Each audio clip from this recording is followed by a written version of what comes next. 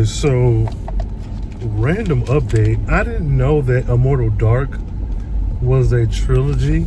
I just saw a Tigress, the author Tigress, I think it was on Threads where she posted, I believe her pronouns are she, her, if not, my bad. They posted that the third book was out. Mind you, I was just talking to my homegirl at the Pyramid. We were talking about, we discussed books, and we were talking about, oh, I forget the name, but I took a screenshot, so I'll put the book on the screen that she mentioned, the series that she was reading, and I mentioned Immortal Dark. She was talking about how she feels like it didn't really work for her, and we were discussing. I was like, I think even if it doesn't work for you, it will work best as probably a video format. So we were just talking about that, and now, yeah, there's a third fucking book. So I was just telling her, I was like, yeah, I'm at the tail end of the first book, and I was waiting for the second book to drop before I finished the first book, so that I could go seamlessly in that world from the second book to the second, from the first book to the second book. There's a third book. Like, I'm so mad. Like, where have I been? So yeah, there's that, and yeah, so that's vampire update, I suppose. It's like a tattoo. I'll always have you. My inhibitions fade away. Speaking of that, let's pivot a bit. So I am doing the Lover Boys. I'm back to doing the Lover Boys series. I have other things that I'm working on, and one thing that I'm finding interesting with getting these books done is I'm not doing the regular book 1, book 2, book 3 and being done. Like, it's taken me a little minute because, you know, we've kind of been around the world. And not an issue, but something that I'm doing within the world. And if this has been done before, please say this. By all means, I'm not like, oh wait, nobody ever did this shit. But I am telling these stories, and the stories are doing the world building. And so certain stories, even when they are like romance or whatever else, they're expanding the world. But I don't want to give too much up too soon. I have the Lover Boy series. I have No Lover to Offend. I have the Go Troll triplets. Now, they aren't necessarily a series. They're more or less that holiday standalone. But I also have that political thriller that's still in my back pocket. I've been talking about that since day one. That is what was originally going to kick off my writing career, but I did not want to have that even accidentally be seen as like me being the political thriller author, because that's not my wheelhouse, but I like that. So I have that, and that's coming. And since that's coming, I am trying to plant enough seeds in these other books that will inform the political thriller, so that when I do come out the box with it, it will maybe be that much more fulfilling for those who have been there from day one with the romance, etc. So there's that. But I also, whatever video I mentioned where I also have other books that I've kind of started, those books, I'm trying to see if I can explain this well enough. So like Ashley, Belly, and Sim, those are the books that my promise to the reader is that these are romance stories. They will have the happily ever after or the happy for now. I know the political thriller book is coming. Now there is the space between that where, like, maybe at the end of Sien's book, it might inform something that will let you know about the political thriller. But even if it doesn't, there are other stories that are being told where there will be a continuity order, but some of this stuff may be happening at the same time. I've already sowed some seeds of that through Love and Ashley and Ordinary People, where there are some things that will come back in a major way later that I am hoping like hell people recognize, and that I can do this, execute this in a way that if you just pick up the book randomly and read it, it'll be entertaining. But if you've been here for all the shit, it's like, okay, now we deep in the shit.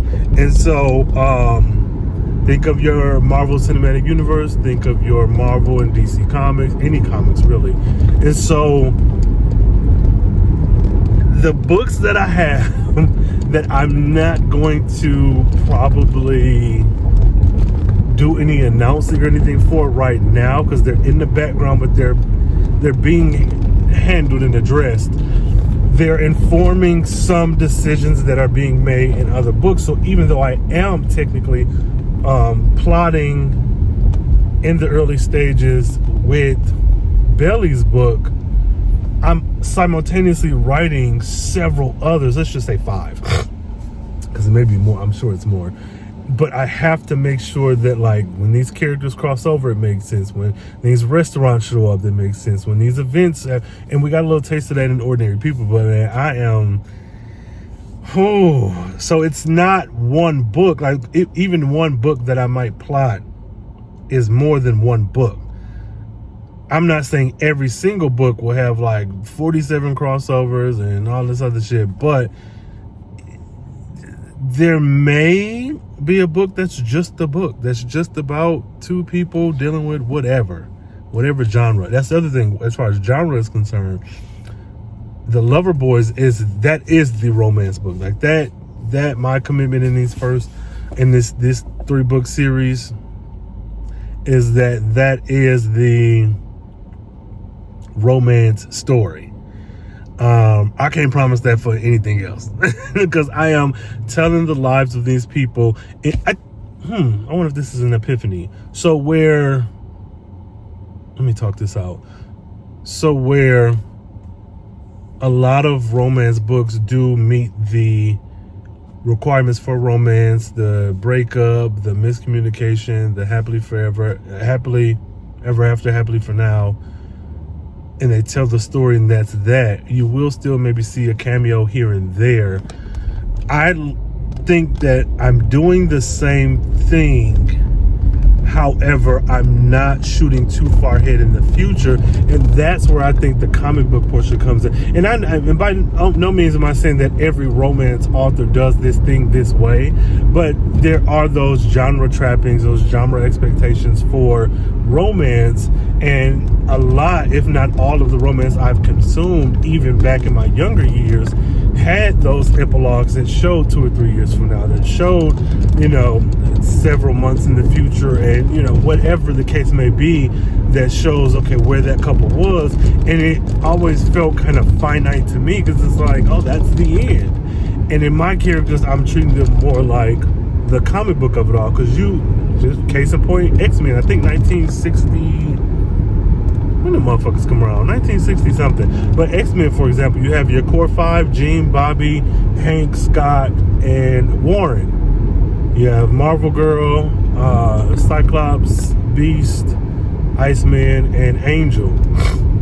And with them, from the 60s, them motherfuckers still in books to this day. They've gone through several transformations.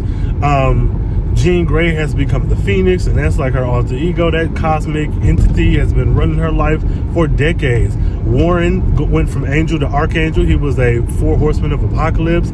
You got Hank Beast. We got Dark Beast. We got Beast going through being a villain to being a morally great character to being a hero again. We got Bobby, who's going through like this sexual transformation where I guess the canon is he was always kind of queer but dated women at a time.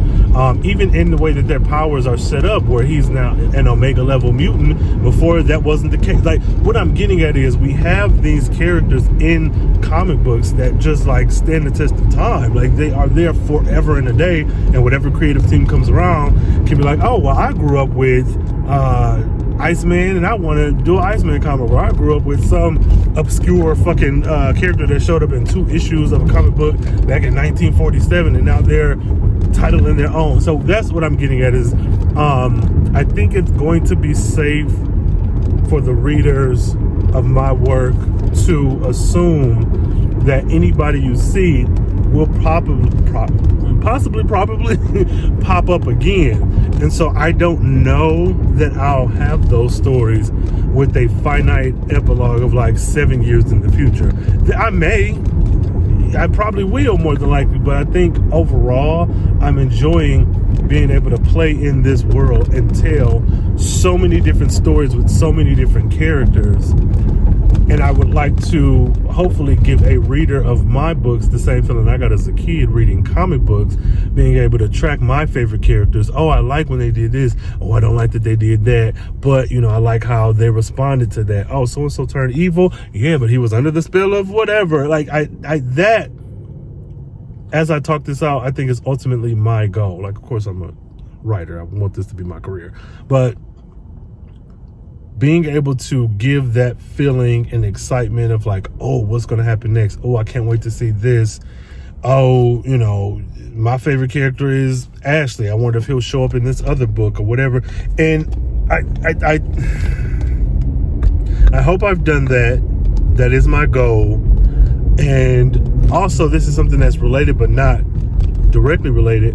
I don't like movie trailers. I don't like getting everything spoiled for me in a movie trailer. I like to be able to sit down in the theater and, oh my God, Channing Tatum is Gambit in this movie.